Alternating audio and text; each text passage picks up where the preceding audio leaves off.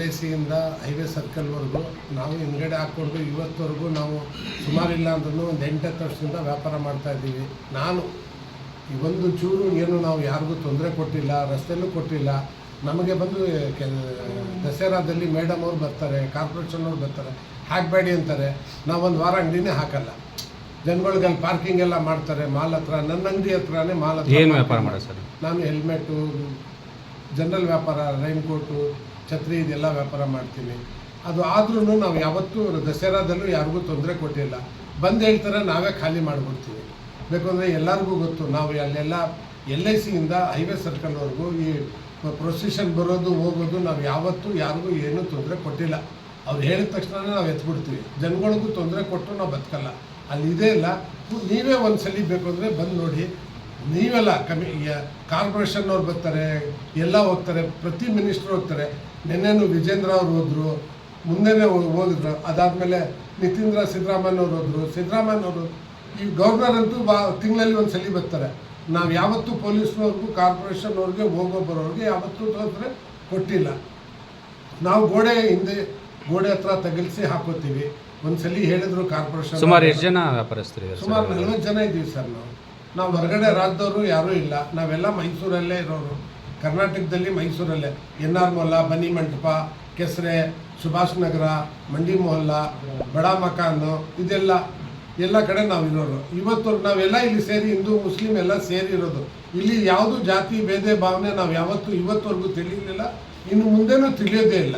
So Iqbal ಹತ್ರ ಬಂದಿರೋ sir? Iqbal ಅಣ್ಣ ನಾವು ನಮ್ಮ ಅಸೋಸಿಯೇಷನ್ ಮಾಡ್ತಾ ಇದ್ವಿ. ನಮ್ಮ ಅಸೋಸಿಯೇಷನ್ಗೆ ಪ್ರೆಸಿಡೆಂಟು ಇಕ್ಬಾಲ್ ಅಣ್ಣ ಅವ್ರಿಗೆ ಪ್ರೆಸಿಡೆಂಟು ನಾವು ಹಾಯ್ಕೊಂಡ್ಬಿಟ್ಟಿದ್ವಿ. ನಮ್ಮಿಂದ ನೀವು ನಮ್ಮ ತಲೆ ಮೇಲೆ ಇರೋರು ಹುಡುಗರಿಗೆಲ್ಲರಿಗೂ ಮಾರ್ಗದರ್ಶನ ತೋರಿಸ್ಬಿಟ್ಟು ಇರಿ ಅಂತ ಮಾಡಿದ್ವಿ. ಅಂದರೆ ಏನಾದ್ರು ಒಂದು ಪರಿಹಾರ ಕೊಡಿಸ್ತಾರೆ ಅಂತ ನಂಬಿಕೆ ಇದೆ. ನಮ್ಮ ಹುಡುಗರಿಗೂ ನಂಬಿಕೆ ಇದೆ. ಇದೇ ಮಾತಿಂದ ನಮ್ಮ ಹುಡುಗರಿಗೆಲ್ಲರೂ ನಾನು ಕರ್ಕೊಂಡ್ಬಂದಿರೋದು. ಇಕ್ಬಾಲ್ ಅಣ್ಣನ ಬಿಡಬೇಡಿ, ನಾವು ಇರ್ತೀವೋ ಇಲ್ಲೋ, ನಮ್ಮದು ವಯಸ್ಸಾಯಿತು, ನೀವು ಮಾತ್ರ ಇವ್ರಿಗೆ ಮಾತ್ರ ಬಿಡಬೇಡಿ, ಇವ್ರಿಗೆ ತಗೊಂಡು ಮುಂದೆ ಮಾಡಿ ಏನಾದರೂ ಒಂದು ಪರಿಹಾರ ಆಗುತ್ತೆ. ಡಿಸ್ಕಸ್ ಮಾಡಿದೆ ಆಗಿದೆ ಅಂತ ಆಗುತ್ತೆ. ಎಲ್ಲೋ ಒಂದು ಕಡೆ ಒಂದು ಜಾಗ ಕ್ಲೀನ್ ಆಗಿದೆ, ಹುಲ್ಕಾರದ ಹತ್ರ ಒಂದು ಜಾಗ ಕ್ಲೀನ್ ಆಗಿದೆ. ಅದು ಕಾರ್ಪೊರೇಷನ್ ಸಂಬಂಧ ಇರೋ ಜಾಗ. ಅದು ಆ ಜಾಗದಲ್ಲಿ ಸದ್ಯಕ್ಕೆ ಇವಾಗ ಫುಟ್ಪಾತ್ ಎತ್ತಿ ಅಂತ ಹೇಳ್ತಾರಲ್ಲ, ಅಲ್ಲಿ ಸ್ವಲ್ಪ ವ್ಯವಸ್ಥೆ ಮಾಡಿಕೊಡಿ ಅಂತ ನಾನು ಸಾಹೇಬ್ರ ಮಾತಾಡಿದೆ. ಆಯಿತು, ಕಾರ್ಪೊರೇಷನ್ ಮಾತಾಡ್ಬಿಟ್ಟು ಏನೋ ಒಂದು ವ್ಯವಸ್ಥೆ ಮಾಡೋದ ಅಂತ ಹೇಳೋರು. ಯಾಕಂದರೆ ಫುಟ್ಪಾತ್ ಕ್ಲಿಯರ್ ಆಗಬೇಕು ಎಲ್ಲರದು. ಅದೇ ನಾವು ಮೈಸೂರು NR ಕ್ಷೇತ್ರದಲ್ಲಿ ಮಾಡಿಲ್ಲ ಅಂತ ಹೇಳಿ ಎಲ್ಲಿರೋದೆಲ್ಲ ಅಪರಾಧ ಬರಬಾರ್ದು ಅಂತ ಹೇಳ್ಬಿಟ್ಟು ನಾನು ಸಾಹೇಬ್ರು ಗಮನಕ್ಕೆ ತಂದೆ. ಸಾಹೇಬ್ರು ಒಪ್ಕೊಂಡವ್ರೆ. ಅಲ್ಲಿ ಮಾತಾಡ್ಬಿಟ್ಟು ಅದಕ್ಕೆ ಯಾರು ಅಲ್ಲಿಗೆ ಸೇರ್ತಾರೆ ಅಫಿಷಿಯಲ್ಸು ಅವ್ರಿಗೆ ಕರೆಸ್ಬಿಟ್ಟು ಮಾತಾಡ್ತೀನಿ ಅಂತ ಹೇಳೋರು. ನಾನು ಇವ್ರಿಗೆಲ್ಲ ಡಿಸ್ಕಸ್ ಮಾಡಿದೆ. ನಾನು ತಗೊಂಡೋಗಿ ಸೇರಿಸಿದ್ರೆ ನಿಮ್ಗೆ ನಡೀತದೆ ವ್ಯಾಪಾರ, ಅಲ್ಲೊಂದು ಸ್ವಲ್ಪ ಅದೆಲ್ಲ ಇರಿ.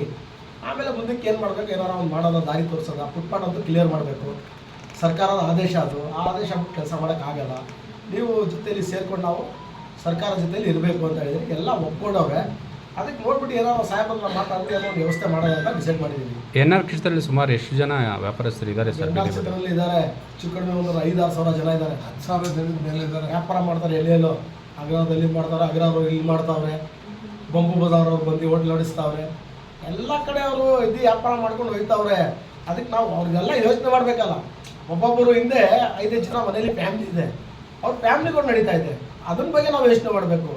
ನಾವು ಸರ್ಕಾರ ಹತ್ರ ಕೇಳ್ಕೊತೀವಿ. ನಾವು ಲೋಕಲ್ಸ್ ಲೀಡರ್ ಇರೋದ್ರಿಂದ ನಾವು ನಮ್ಮ ಸಾಹೇಬ್ರಿಗೆ ಕೇಳ್ತೀವಿ. ನಮ್ಮ ತನ್ವೀರ್ ಶೆಟ್ಟಿ ಸಾಹೇಬ್ರು ಇದ್ದಾರೆ ಇಲ್ಲಿ, ಅವ್ರ ಹತ್ರ ಹೇಳ್ಬಿಟ್ಟು DK ಸಾಹೇಬ್ರಿಗೆ CMಗೆ ಏನು ಹೇಳಬೇಕು ಅವ್ರು ಹೇಳ್ತಾರೆ. ಹೇಳ್ಬಿಟ್ಟು ವ್ಯವಸ್ಥೆ ಮಾಡ್ತೀವಿ. ಇವ್ರ ಕೈ ಅಂತೂ ಬಿಡೋಕ್ಕಾಗಲ್ಲ ನಾವು ಸದಾ. ಯಾಕಂತ ಹೇಳಿದ್ರೆ ಇವರೆಲ್ಲ ಇವರಿಂದಾನೇ ಬರೋದು. ಕಾಂಗ್ರೆಸ್ ಪಕ್ಷಕ್ಕೆ ವೋಟ್ ಮಾಡೋರೆ ಇವರು, ಒಂದು ಅನುಕೂಲ ಆಗುತ್ತೆ ಅಂತ ಹೇಳ್ಬಿಟ್ಟು ಇವ್ರಿಗೆ ಅನ್ಯಾಯ ಆಗಕ್ಕೆ ಕೊಡಲ್ಲ ನಾವು. ಲೋಕಲ್ಸ್ ಲೀಡರ್ ಇದ್ದೀವಿ. ನಮ್ಮ ಶಾಸಕರಿದ್ದಾರೆ ತನ್ವೀರ್ ಶೆಟ್ಟಿ ಸಾಹೇಬರು, ಅವ್ರು CM ಹತ್ರ ಮಾತಾಡ್ಬಿಟ್ಟು ಏನಾದ್ರು ಒಂದು ಒಳ್ಳೇದಾಗುತ್ತೆ. DC ಅವ್ರಿಗೂ ಹೇಳ್ತೀವಿ.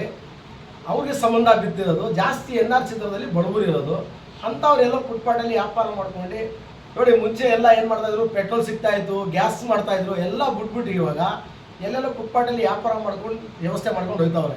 ಯಾರೋ ಬಾತ್ ಹೋಟ್ಲ್ ಹಾಕೋರೆ, ಯಾವನೋ ಎಳ್ಳೀರು ಮಾಡ್ತಾವನೆ, ಯಾವನೋ ಬಟ್ಟೆ ವ್ಯಾಪಾರ ಮಾಡ್ಕೊತಾವನೆ. ಒಂದು ಕಾರಲ್ಲಿ ತಗೊಂಡೋಗಿ ಒಂದು ಮಾರುತಿ ಕಾರಲ್ಲಿ ವ್ಯಾಪಾರ ಮಾಡ್ಕೊಂಡು ಬದುಕ್ತಾವ್ರೆ. ಆ ಬದುಕ ಜೊತೆಯಲ್ಲಿ ನಾವು ಇರಬೇಕು ಯಾವತ್ತೂ. ಅವ್ರಿಗೆ ಇಲ್ದಿರೋದೆಲ್ಲ ಹೇಳಿ ವೈಟು ಬಟ್ಟೆ ಹಾಕ್ಕೊಂಡು ನಿಂತ್ಕೊಂಡು ಜನಗಳ ಮುಂದೆ ಇಲ್ದಿರೋದೆಲ್ಲ ಹೇಳಿದ್ರೆ ಈ ಕೆಲಸ ಮಾಡೋದು BJP ಅವರು. ನಾವು ಮಾಡೋಕ್ಕಾಗಲ್ಲ. ನಾವು ಯಾವತ್ತೂ ಬಡವ್ರ ಜೊತೆಯಲ್ಲಿದ್ದೀವಿ. ನಮ್ಮ ಸರ್ಕಾರ ಯಾವತ್ತೂ ಬಡವ್ರ ಜೊತೆಯಲ್ಲಿ ಇರೋದು. ಬಡವ್ರಿಗೆ ಯಾವತ್ತೂ ನಾವು ಯಾವ ಕಾರಣಕ್ಕೂ ಬಿಟ್ಕೊಡೋದು, ಅದಂತೂ ಸತ್ಯ. ಯಾಕಂತ ಹೇಳಿದ್ರೆ ನಡೀತಾ ಇರೋ ವಾತಾವರಣ ನೀವು ನೋಡ್ತಾ ಇದ್ದೀರಾ. ಅವ್ರು ಆದೇಶ ಮಾಡೋರು ಸರ್ಕಾರದಿಂದ ಫುಟ್ಪಾತ್ ಕ್ಲೀನ್ ಮಾಡಬೇಕು.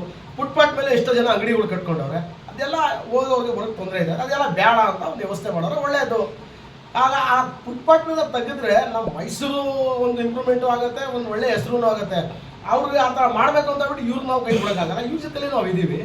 ಅದು ಬಿಟ್ಬಿಟ್ಟು ಅವನು ಯಾವ ಪಾಪ BJP ಮಾಡಿ ಸ್ವಾಮಿ, ನೀವೇನು ಬೇಕು ಮಾಡಿ, ಅವ್ರ ಜೊತೆಲಿ ನೀವು ಬಂದ್ಬಿಟ್ಟು ಅವ್ರಿಗೆ ಸಹಕಾರ ಕೊಡಿ. ಅದು ಬಿಟ್ಬಿಟ್ಟು ಅಪೀಲ್ ಮಾಡಿ, CM ಸಾಹೇಬ್ರಿಗೆ ಹೇಳಿ, ಆ ಲಿಮಿಟಲ್ಲಿ ಯಾರು MLA ಇದ್ದಾರೆ ಅವ್ರಿಗೆ ಹೇಳಿ, ಅಪೀಲ್ ಮಾಡಿಬಿಟ್ಟು ಅವ್ರಿಗೆ ಸಹಾಯ ಮಾಡಿ.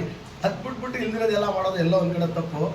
ಈ ಮುಂದಿನ ದಿನ BJP ಅವ್ರಿಗೆ ಇದು ಜನ ತೋರಿಸ್ತಾರೆ.